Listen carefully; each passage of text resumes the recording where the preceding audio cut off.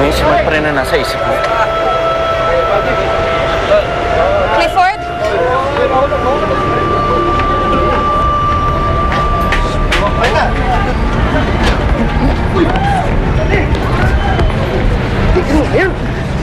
Yan siya, Mark na yan! Hanggang ngayon siya pa rin na nasa isip ni Maita! Huwag mo naman saktan yung sarili mo. Dapat nagsasaya ka. Matagal ko nang ginagawa yun eh. Akala ko magiging manida ko dahil sa Mark na yan. Tinis ko ang sakit. Nagpakatanga ako ng lahat-lahat. Ano ba bang kailangan kong gawin para malis sa isip ni Maita si Mark, ha? Sabihin mo sa akin, gagawin ko! Pare, may mga bagay sa mundo na hindi natin kayang kontrolin. At isa na rin yung gugustuhin ng isang tao.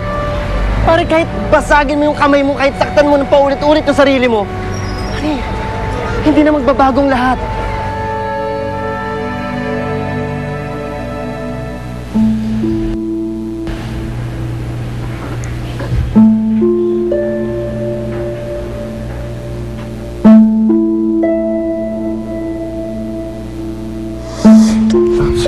Sorry.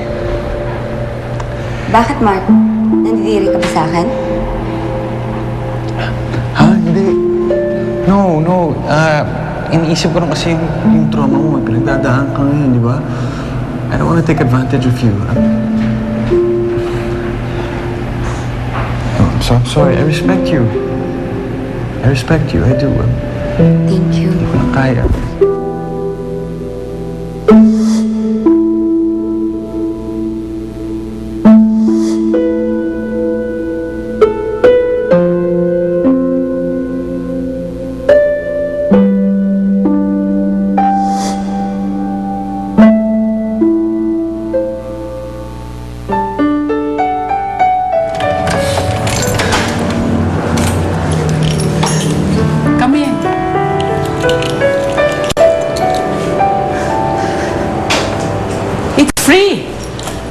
You can use it anytime.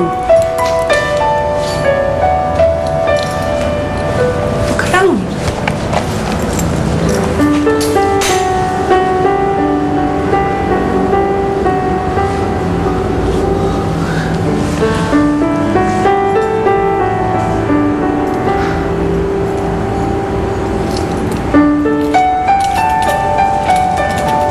Pinapera mo sa akin to? Enjoy. Salamat, Yuri, ha.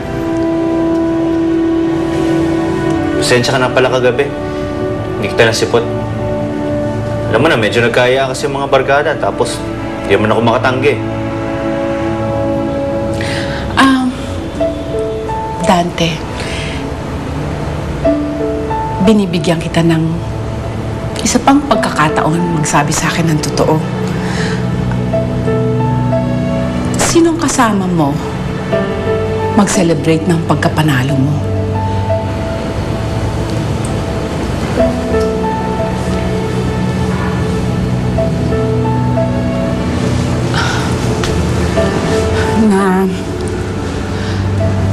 Nakatanggap lang ako ng balita na dinedicate mo ang victory mo sa isang babae. Hindi naman ako naniniwala na ako yun dahil wala naman ako doon, di ba?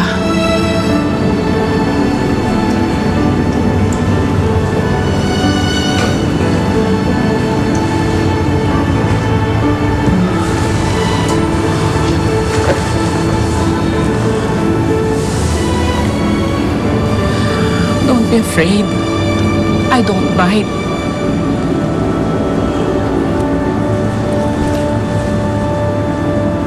Maniwala ka man o sa hindi, Yuri. Tapos na yun. Magmula ngayon, ilalaan ko na lang atensyon ko sa babaeng may pagtingin at may oras para sa akin. Yung babaeng tatanggapin ako kung ano ako. Hindi yung kailangan ko pa magpanggap para lang mahalin ako.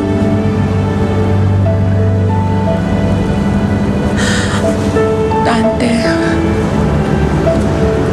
Thank you. Thank you. Yan talagang hinanap ko sa isang lalaki. Isang lalaking umaamin at hindi nagtatago. Of all the things I hate is a liar at isang sinungaling. Thank you. Dante, maraming salamat. Salamat din, Nori.